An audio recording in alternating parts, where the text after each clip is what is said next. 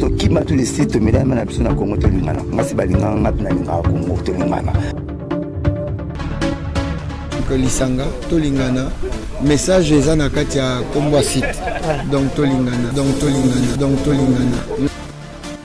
Congo Lingana, il y a des sujets. Quand on te dit Congo Lingana, il y a 6 titres. Oui, il faut Congo Lingana. Bisoba Congolais Lingana. Ba internet nyonso optala Congo Lingana TV, bomona ba mamba kitoko. So na tibotala Congo Lingana TV te, bonga bomona ngandeni. Alors, ezali chaîne moko ya kitindindi, pecha kudidi. Si tu es allé Congo Lingana. Voilà, parce que tout ça juste un pour ça bolingo. Site na biso yango Congo to lingana. Biso nyonso tozala awa, pour information ya Ferregola na Congo to lingana. Kitoko, Jenny Bosange, le meilleur number 1. Babo Sange pe ba utana mokae. Jenny Bosange la patronne la prend mongo. Il a pas Bosange ba mongo. Mais comment les sonner de la Bosange mongo. La PC moté le sac. Voilà, merci na batutu bazona na biso partout à travers le monde sur Congo Lingana TV ndeka katolobaki Sydney Ilanga 4 fois par Australien motema ya Jenny Bosange la patronne to saka musala ya moka lelo toza awa na Sainte-Thérèse na Njili Sainte-Thérèse toza na meeting ya lamuka na yebi kabino moko bozo sala constant batutu bazona na biso partout à travers le monde que plein ezawa moya baloba ezate ba fourmi bakosa balobi après cela à son époque j'ai un zo kendele na yebi te bat baza ebele dans na podium ba presque tout eza musala zo salama ya wili musheni place ozolanda na musika ozolanda et puis Doudou Makolo mais c'est koko tuzaini na France na yebi bozolanda 5 sur 5 na zawa na Njili Sainte-Thérèse ndeka boloba to sa musala bino boza na poto biso to sakana kini awa to luka to sa musala na ba cascade na ba ndenge ya pasi poto na ba transport ba 207 to uti mbinza musika ti to awa eza amour ya mboka musala o botinde la biso ya mo ba code ya mo bo ekoli yaka ya mo forme yaka il faut biso beto se sacrifier bon nango parce que bino boza musika mo eboye ba makambo yo ezo sala ma ezate à travers la caméra ne boye ba yango na ebike bato belé baza tozo solo la par rapport ya la muka vraiment makambo ezoleka kitoko Martin Fayulu honorable nanu à comité donc tozo c'est là kala tota soka komi boko mona sous degré plein on est bozo constater naza entouré na batu bo comprendre kande nazo toka donc naza na batu oh bayaki ko yamba la muka bonjour papa. Bonjour, c'est le véritable quinoa. Le véritable quinoa. Ouais, quinoa bayungula. Ça veut dire que quinoa est solo dans beaucoup mon a beaucoup kuikila né à Kinshasa grandi à Kinshasa. Kini bako sarate, kini yabiso bana kini. Congo ni yabiso nyos. Congo ni yetu, mais kini za yabiso. Justification ya nini na yo awa egoza la nini présence na yo. Ezaki mon ameso. Donc qui est tant que quinoa Santu Thomas na vivre ce qui Fayulu a reçu la plainte. Pour Fayulu pas quinoa le roi ngai. Vous comprenez? Mais là on m'a regret il y a liboso na loba protocole na bango des ordres. Baotindi kana biso banaliste police. Yo lobi oyaki omona ce qui président Fayulu a reçu la plainte. C'est que yo za muta IDP ya IDPS. Yango oyaki kosala tembe. Na biso ngana muta ngana quinoa babenga biso bana IFPP Université de Polele. Son amoni mabe na koloba protocole eza na désordre bazotindi kabiso na désordre na bino ba journaliste na désordre Martin Fayulu so olanda ngai abongisa protocole na mbala sima poto royate po biso ne ba quinoa confirmation eza awa mboka bankande biso ne banka ato renye na poto ato renye na mboka okoya awa po biso to confirmer yo. Merci beaucoup Sydney Ilanga 4 fois par Australien ozoka batu ya lamuka ne bazopesa ba point de vue na bango par rapport à meeting biso ba quinoa to ana regret na sens que soki toyaki pona ko soutenir Fayulu po Kabila na système na yeba keite ozo comprendre ngala ni c'est politique yo za sirke ba keite pour majorité za bango et puis président toza na esikoyo malgré pas ça quinoa mais à trahir biso bande on a quinoa. Merci beaucoup na bika batu basa belé bozo partager ka makanisi ndenge zalaka. Bonjour papa. Bonjour. Est-ce que vous justifiez présence na yo awa? Bon, présence na ngai na yeko confirmer candidat on a voté qui est tant que président de la République, il a réussi avec 62% au face du monde. Tu es na yé présence pour confirmer yango. Et je regrette que Lokuta et Bimi, vérité et Kundami. Mais sachant que la vérité est têtue, Bosolo et Yakambangoude. Mais ce total est bien. Bosolo déjà est bandit qu'on a qui ça. Mais là, on a bien d'abord journaliste et Nabiso. Batika Fafaron, pour finir la télévision, pour n'importe quoi. Fayou la na base de. Maintenant, ils n'ont pas tourné, botala. Est-ce que ça va tout bien nyama? Maintenant, est-ce que biso tout opposition, tout est opposition, l'X n'a pas salagi que opposition est au pouvoir. Est-ce que tu comprends pas que l'IDPS n'est pas au pouvoir, opposition est au pouvoir? Pardon. Nous voulons l'alternance du pouvoir. C'est ok. Mais dans le bon sens propre. On n'est pas contre nos frères de l'IDPS. Même nos frères, le président Tshisekedi, on n'a pas contre lui. On a fait une lutte dans l'ensemble, les dénominateurs communs pour les changements. Mais quel changement? Nous voulons les changements dans la vérité. Et c'est rien que la vérité du jour. Mais ce que le cours constitutionnel a fait, les derniers jours, nous avons Congo. Est-ce que l'Union africaine est irresponsable par rapport à la décision? Papa, ce n'est pas l'Union africaine. Si c'est l'Union africaine, Andimaki, que non, les solo.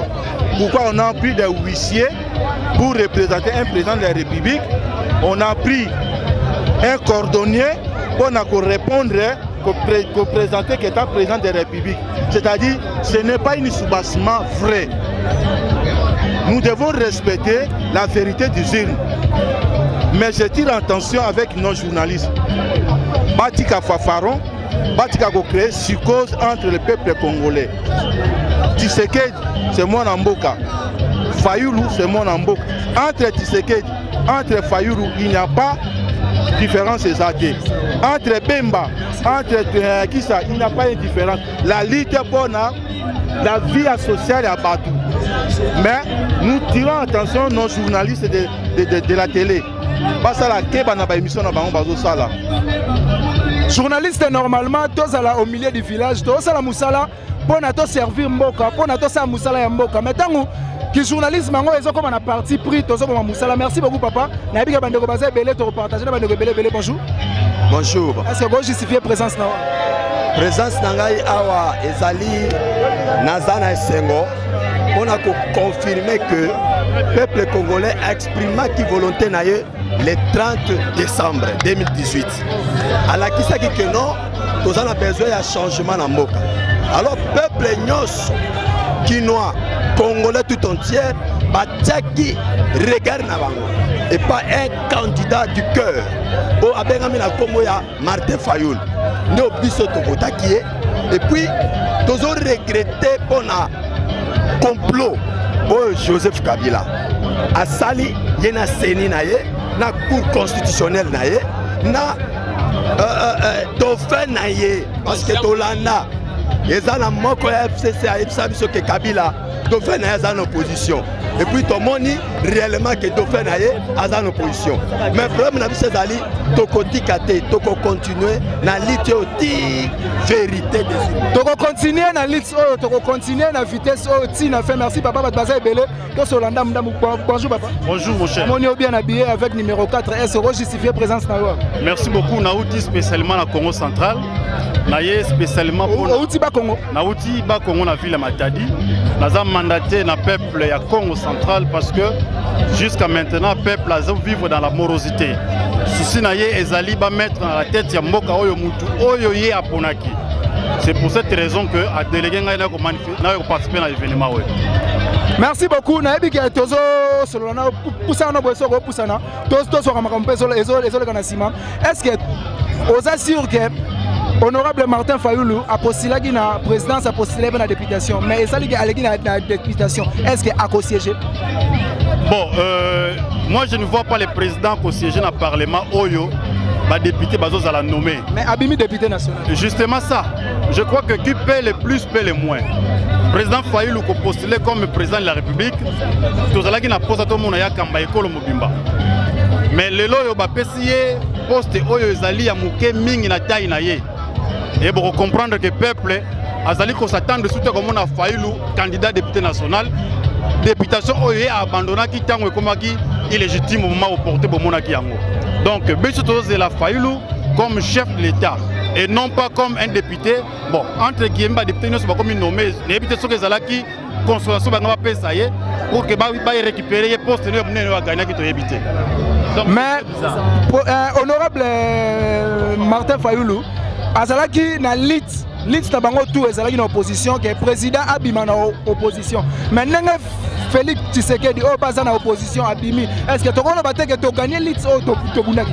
Non, mais tokolo bateke to gagner parce que il faut préciser que le président Fayulu a coquille jamais cause la contre Félix a comme un jour président de la République. Mais il faut comme président de la République na manière où ils allaient honnête. Mais ceux qui sont comme président la manière où ils allaient malhonnête, ils allaient na honnêteté et sengeli bongoté. Fayulu azali mutu oyo ba compétir plutôt ba sali lead ensemble na Félix a reconnu ça même dans le discours na que Fayulu c'est le véritable soldat du peuple. Mais il faut comme président la lolenge oyo sengeli et non pas M. Kabila a négocié pour un intérêt privé. Et logo oyo Fayulu a coquille jamais condima pour le peuple congolais. Mais est-ce que journée à l'élo meeting européen ça m'a est-ce que aux un sondage déjà il y a idée à président Martin Fayulu à Lobani. Na ko sepela mingi en tant que cadre à SUD tozela toyoka message à président. Na ko lingana spéculer ou sinon na salle anticipation. Souhait na yo et message ezalande. Oui, je crois que message à président il toujours message à paix parce que président alingi peuple na ye. Donc message que vous allez appeler, mais na kimia onyonso toko continuer ka toujours collecter. Ndeko langa oyebi papa Etienne Tshisekedi a réclamé ka imperium ti akufa. Et maintenant net ngai bona yebi ka tozaka na président de la République moko o ezala ki élu légitimement c'est Fayulu. Et tozali na président moko oyo bazo miroiter biso oyo batieli biso ba imposer biso na tata bazo benga père à démocratie. Or c'est le père de la dictature. Par sa dictature, il nous a imposé le président actuel. Donc voilà, je crois que le message à président, vous avez le message il y a paix, mais tu continuer la dynamique, il faut faire voir que les alaki lo lenge wana te réalité à Irenzali que Faye le président gagnait plus de 60%. Sydney il a 4 fois par an australien motema ya Jenny Bosange la patronne on appelle sur bambote et puis yo moko zomona to sala musala na difficulté moko boye na éviter parce que to transpirer to toka to sa musala ndeka ezalaka. Bonjour papa. Bonjour papa. Est-ce que présence na yo justifié?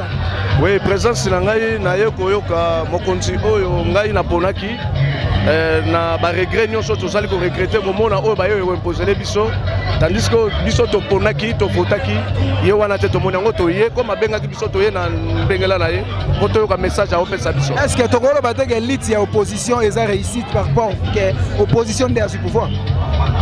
Bon, koloba ke opposition est du pouvoir eza opposition mutu du pouvoir te. Na ndengeni. Tokoki koloba Félix Tshisekedi azalaka na opposition te. Bon, koloba tokoki kozala lisanga mais tango tokabwani tozali lisanga te tozalaki bumoko ngai na yo tosali makambo elongo na yo yo lungu ekomi na ngambo so yo kotrahir tango ekomi traître est-ce que tokozala su bumoko na yo tozali su bumoko te. Est-ce que idée na yo ya meeting au président azoloba lelo idée na yo message ezala ndenge? Message na ngai ezali ndenge nini meeting oyo ya lelo ezali ke président na biso po alobela biso peuple congolais tolemba bitumba oyo te parce que yende mutu alekaki azali ko rappeler biso na koyeba ke seni abomi biso seni akosi ba résultat oyo apesaki na mutu wana eza yango wana te nde yango biso peuple congolais tolemba bitumba oyo te tozala toujours ya kolamuka totelema tozala toujours kaka bumoko tobunda bitumba ti tolonga yango. Merci beaucoup babunda bitumba ti balonga yango batutu ya IDPS. Bonjour papa. Bonjour papa. Est-ce que vous justifiez présence na? Ouais, présence na ngezarara to juste kobunda bitumba ngo kaka ndenge zalaki ndenge to gagner na biso makambo yango siko ba compliqué na bango masolo yango lelo eza ko confirmation to taka température ne sengaki. Est-ce que message o européen malelo idée na yo eza message ezalande?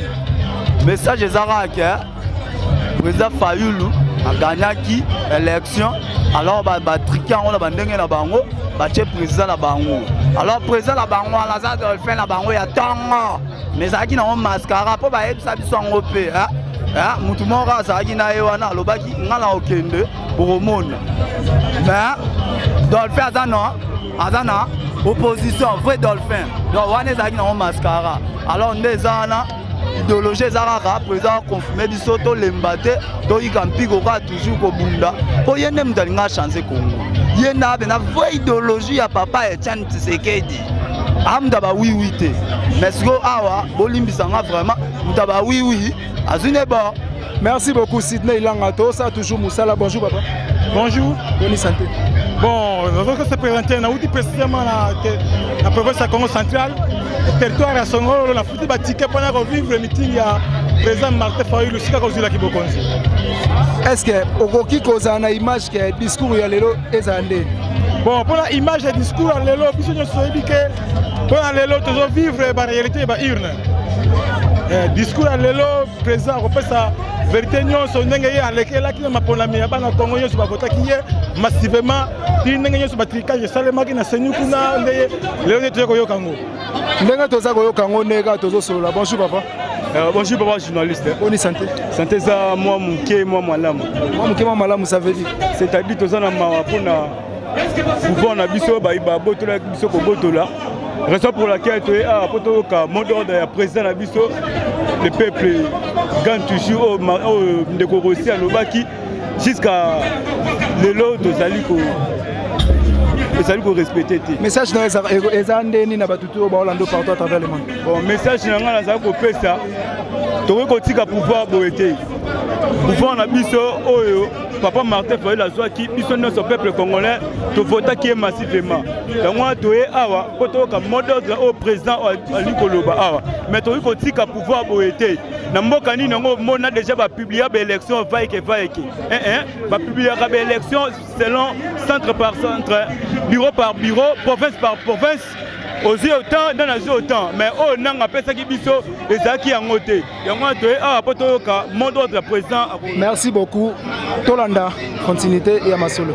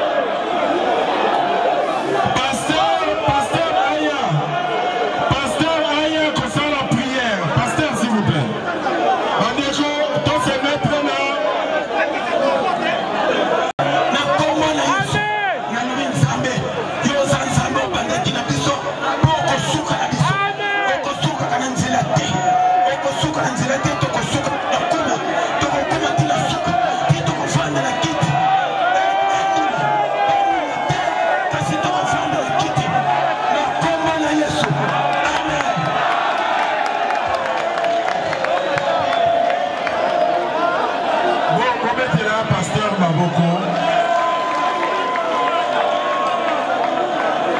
Bana Tsangu Lamuka. Bana Komboto Lamuka. Avant de kende mosika, nakosenga ndeko Jean-Claude a conduire biso na hymne national. Debout Congolais, unis par le sang, unis dans l'effort pour l'indépendance. Faisons nos fronts, longtemps coupés, et pour devant, prenons le plus bel élan dans le peuple. Allez la paix, nous bâtirons le pays.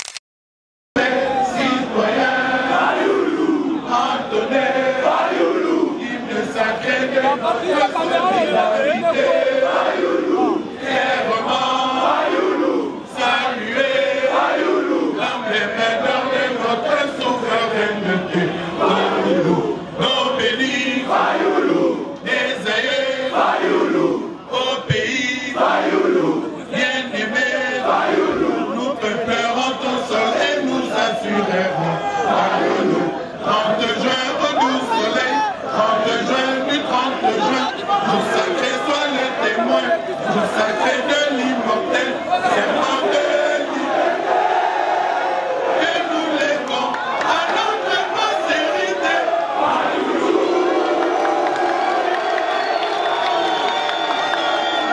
Merci, merci, merci, Wandeko. Tsangu oye! Bana Tsangu oye! Bana Tsangu Lamuka! Bana Tsangu Lamuka! Tola kisa Kongo ke tolamuki! Bana Tsangu! Bana Tsangu! Jean-Pierre Bemba alobi na bino tolamuki!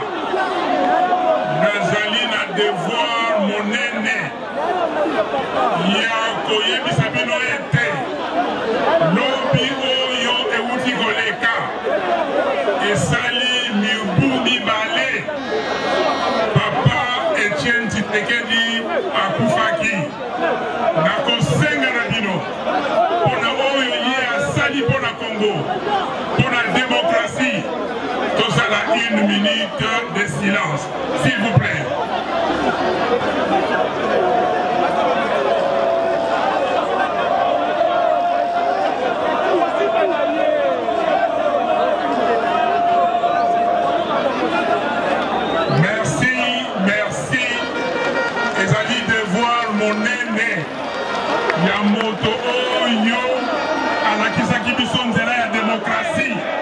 Etienne Tshisekedi wa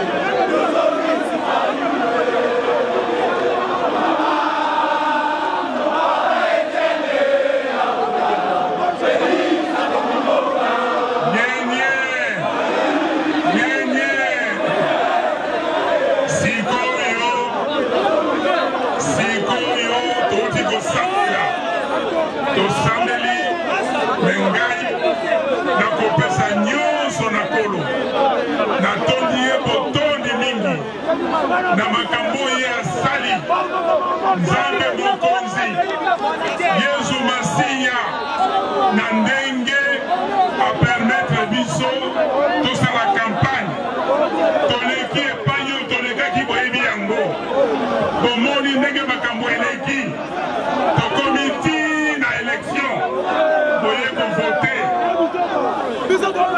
ezali esengo to esengo te eske tokotonda nzambe tokotonda ye te lokumu na nyonso ezala epai na ye betela nzambe maboko betela mwana na ye Yesu Masiya maboko bandeko tozali bana banzambe eloko ya liboso touti kopesa lokumu na nkolo sika oyo ezali mpo na bino peuple congolais 26 province nyonso ya Congo bino wana Kisasa lelo borepresente bango eza boye te nakopesa peuple congolais melesi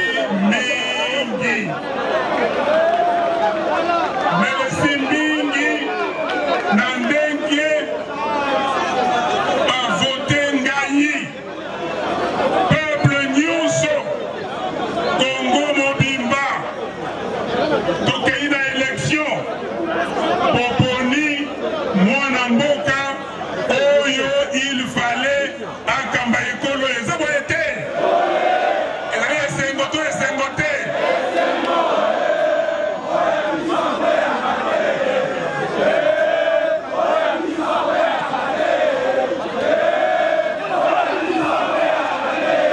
nayoki bino oyo ya bino akweyaka te oyo ya nzambe ekweyaka yango wana peuple congolais merci mingi natamboli epai na epai namoni bolingo ya bana ya Congo namoni bomoko ya bana ya Congo mwana ya Congo alobi unité nationale mwana ya Congo alobi cohésion nationale mwana oyo aza na Goma alobi na ye oyo azali na Mwanda bazali ekolo moko eza boye te esengo to esengo te bandeko na ngai eloko nakoyebisa bino keba na babengaka demoni ya division keba na demoni oyo ya tribalisme eske na Congo tribalisme ezali eske toza na tribalisme bandeko na ngai tango tobundaka awa tribalisme ezalaka yango wana mpo na koyebisa bino tribalisme ezali te nakolakisa bino bandeko oyo ya lamuka groupe monene lisanga monene oyo tosali mpo na kokamba ekolo Congo nakobanda liboso na mwana mboka Pierre Lumbi oyo azali korepresente président Moïse Katumbi na ensemble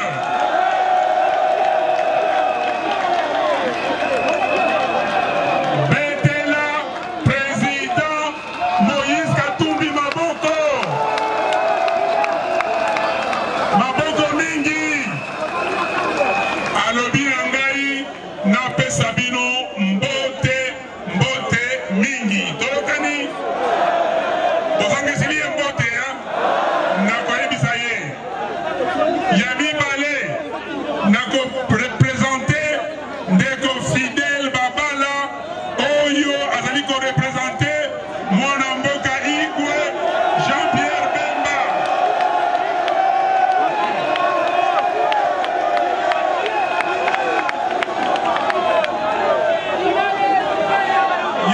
Misato nako présenter professeur Kasongo oyo azali ko représenter mwana mboka Adolphe Muzito.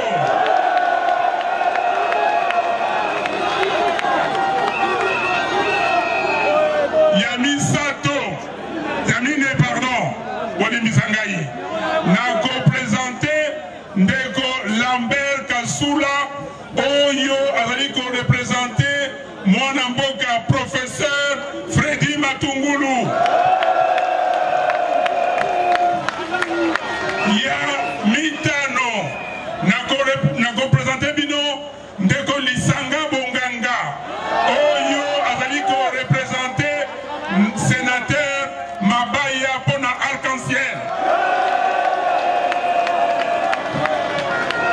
Ndeko Mosusu oyo azali na biso ate me mwana mboka mwana makasi ndeko nakoya papa na ngai ndeko Antipas Mbusa Nyamwisi betela maboko nazali na liloba moko bomoni moto tosali na ye campagne mwana mboka mama na biso ya lokumu alobi na ngai vraiment ake mission ana mission ya biso ya lamuka po ye asala musala ndenge baninga mosusu bakosala me mama bazaiba atindeli bino mbote mingi betela ye lisusu maboko esengo te ya kozala mama ya lokumu.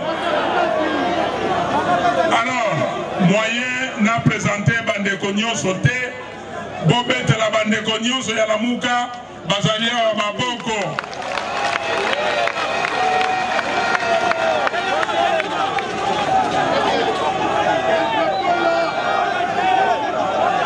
Nalobi boye nalobaki awa na mboka na biso toyebi eloko yo babengaka tribalisme. Nga naza mwana Kisasa nabotami awa na Mengao numéro 30 quartier 5 babatisi ngai awa na Sainte Thérèse naza mwana Kisasa mwana ya Chamba elaboye te esengo te omoni bandeko na biso tovandi awa tobundi etumba tosali bagouvernement na bagouvernement tosalaki biso oyo nakopresente bino lisusu Pierre Lumbi ye azalaki ministre ya affaires étrangères ya Tshisekedi. Est-ce que c'est tribalisme? Tobundi etumba na union sacrée bayele biso premier ministre Birindwa. Est-ce que tolandaki ye? Bayele biso premier ministre Mongolo Diaka. Tolandaki ye? Bayele biso bayelaka biso nyonso Ngus Kalibon. Tolandaki ye? Na tango oyo sikoyo tosali rassemblement bayele biso premier ministre Badibanga. Tolandaki ye? Chibala tolandaki ye? Elingi koloba nini? Elingi koloba tozali kotala démocratie ya mboka. Tozali kotala eloko yo peuple alingi. Peuple alingi tozala na bomoko. Peuple alingi tokende liboso. Peuple alingi démocratie. Yango wana tango bana ya mboka bakendeki na Sun City basali makasi balobi eloko ya liboso il faut tozala na constitution ya monene oyo ekopesa biso nzela ya kopona badirigant. Yango wana na 2005 le 5 décembre tokendeki na référendum to voter constitution wana epesi biso nzela ya ba élection. Sikoyo bana bandeko na ngai élection ezali pona nini? Pona nini? Pona nini? Pona kupona bakonzi ya mboka. Sikoyo tokei na élection mais makambo oyo bandeko na biso ya seni basali ezali buzoba, ezali potopoto. Bondimi yango seni enome batu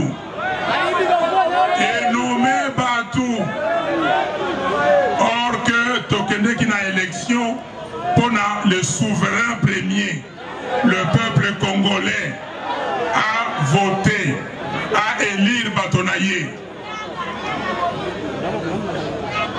a voté président de la République, a voté par députés nationaux, peuple a voté par députés provinciaux. Et comme il biso, et comme il m'a nomination, Seni est nommé Batunabayango. Tolobi bon, biso totaliba démocrate. Donc il faut saisir cour constitutionnelle.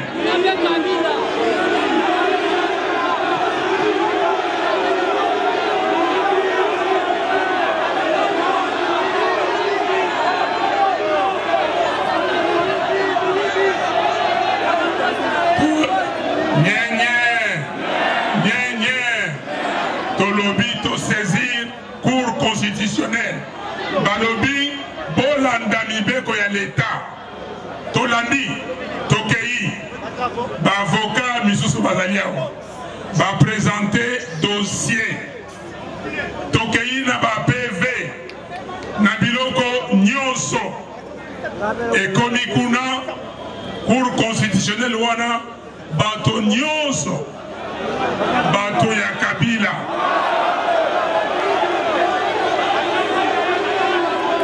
Bato nyonso, bato ya Kabila. Mais, boyo kangai. Moko na ya bango alobike ye alapakandai. Akoloba makambo ya solo. Boyebiye, boyoki yango.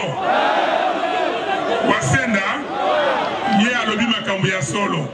Avocat, Bakena dossier, Balobi Fayoulou Azali le premier. Dossier Yangoyu.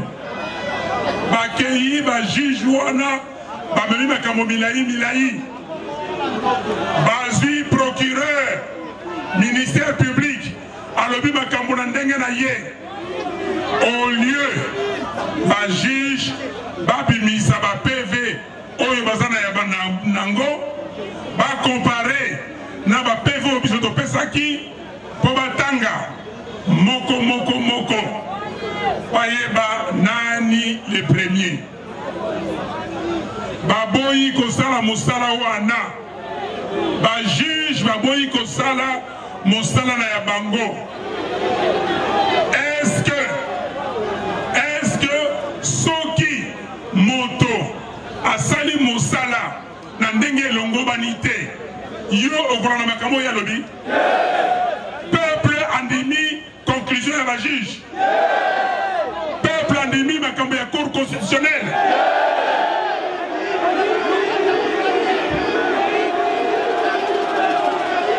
tindo bozela non minduki te minduki maloba na bino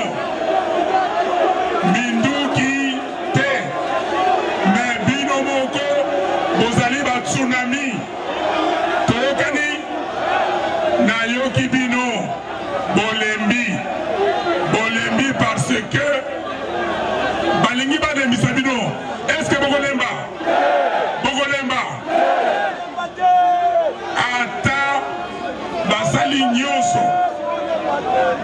bino bovotaki nani président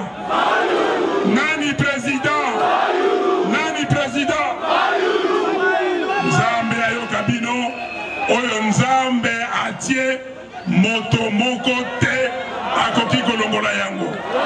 Eza boye te. Yango wana bandeko na ngai, bandeko oyo ya cour constitutionnelle basali mosala mabe. Kabila atindi bango ba confirmer ba résultat ya seni. Mais boyoka moko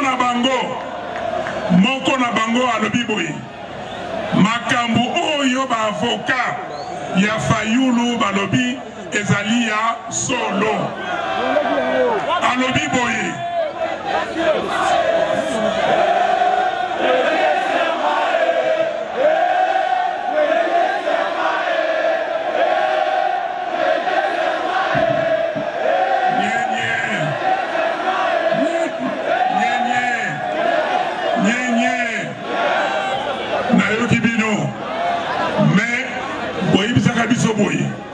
bo trahir biso ngai na go trahir binote. Victoire ya peuple ezali victoire ya nga nazali soldat du lelo yo président élu. Eza boye te. Est-ce que soldat atikaka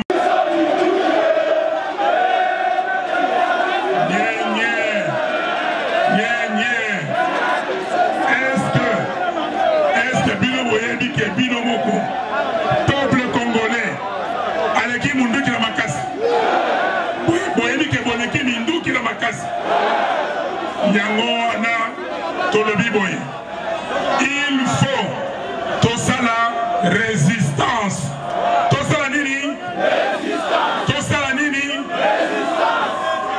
Balobi na ngai boye balobi o main tendue.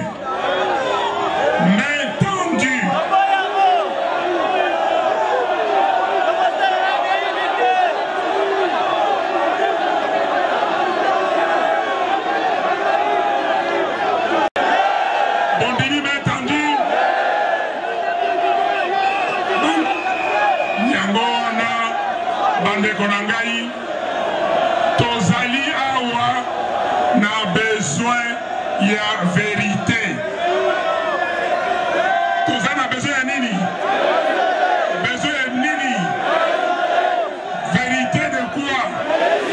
Vérité de quoi?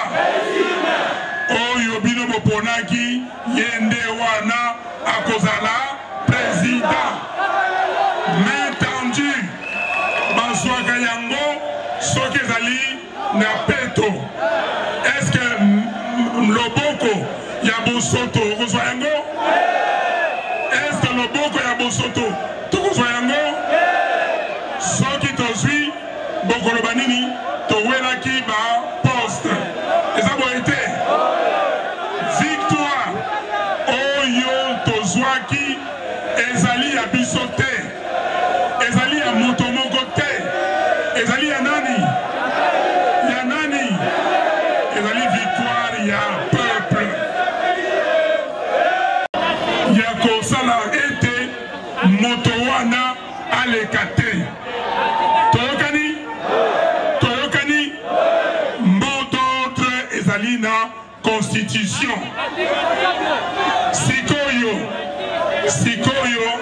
tolobi résistance pacifique. Meeting oyo na sali awa nakokende pe na province moko.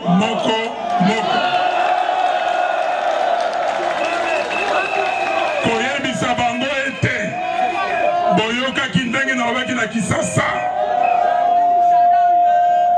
tondimi makambo oyo seni na cour constitutionnelle bandeko na ngai yango wana il faut boyokaka tokosala mikolo eza koya de temps en temps toza na programme monene tobanda kopesa bamot d'ordre ya baaction pacifique toyokani mais mot d'ordre oyo eleki bato nyonso oyo eleki nyonso oyo tolobi résistance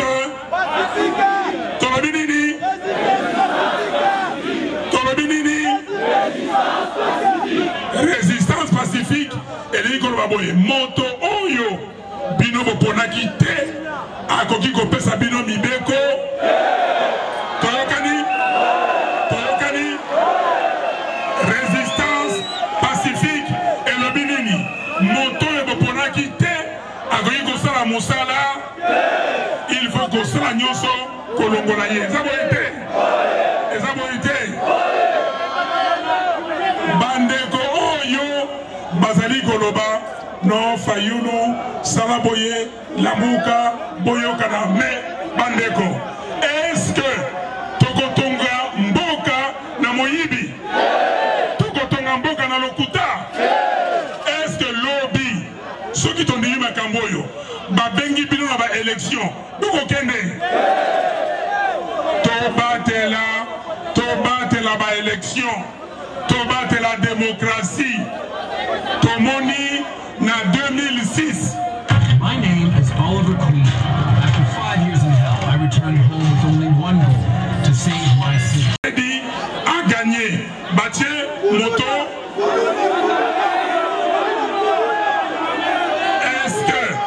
Est-ce que Mboka Leloyo ezali ya kobonga? Mboka ezali ya kobonga. Sikoyo batu tozaki na bango bakei basali kop bayokani na batu babomi mboka olie batu wana basonga siba batala ndenge biso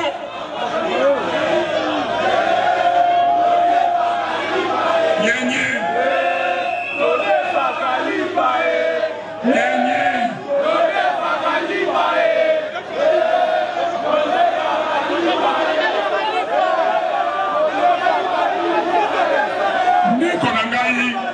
nayoki bino bodefaka mapa misere leki nayoki yango na Congo mobimba pendant la campagne yango nayebisaki bango boye nayebisaki bino ke nakozwa pouvoir lamuka ekozala na kiti ya kimokonzi po tobongisa mboka po tosala changement. Est-ce que lelo oyo makambo oyo seni na cour constitutionnelle basali changement ekokota? Est-ce que changement ezali?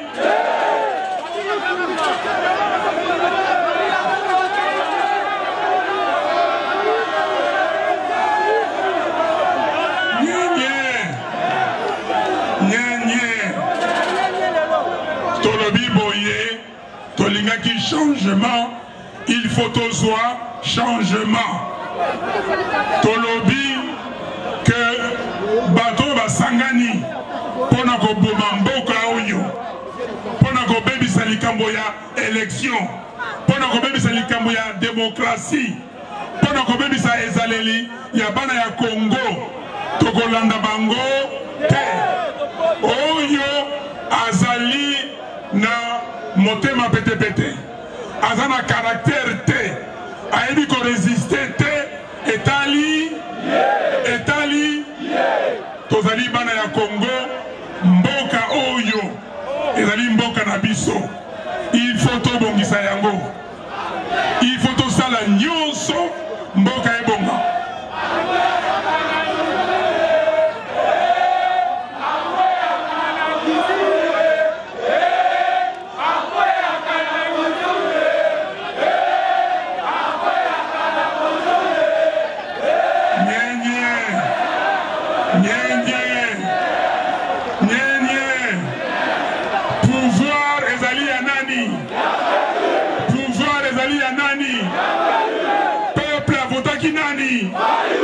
Peuple avotaki nani? Yango wana bana ya mboka bilenge bamama batata kobosana eloko wana te tokoloba sikoyo na bandeko ya mboka bapaya ezala baafricain ezala bavia poto ya wapi peuple congolais il faut pas respecter ye candidat numéro 4 Espoir du peuple.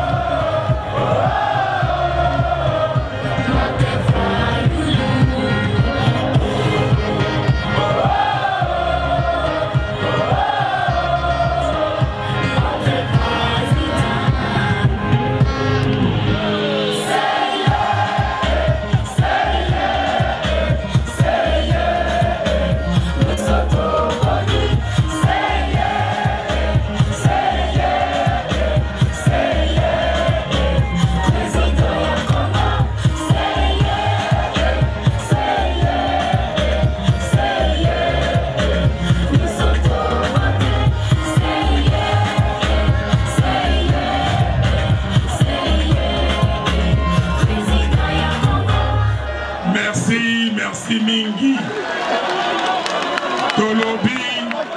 tolobi na communauté internationale tolobi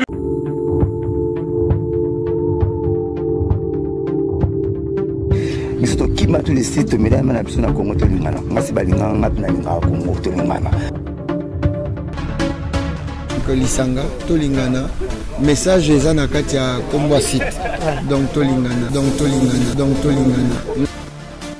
Congo tolingana ya des sujets n'entend quand on dit Congo tolingana ya site oui il faut Congo tolingana biso ba congolais tolingana ba internaute nyonso optalaka Congo tolingana TV bomona ba mamba kitoko so na te botala Congo tolingana TV te bonga bomona ngandeni alors ezali chaîne moko ya kitindindi pe chakudidi si tu es allé Congo tolingana voilà parce que tout ça juste na posa bolingo site na biso yango yo Congo tolingana biso nyonso tozala awa meilleure information ya Firigola na Congo tolingana kitoko Jenny Bosange le meilleur number 1 Babo sangue pe ba utana moka Jenny Bosange la patronne la pa mongo il a babo sangue ba mongo ngi ko moi des sonner de la Bosange mongo na pese moto lo sa ko ka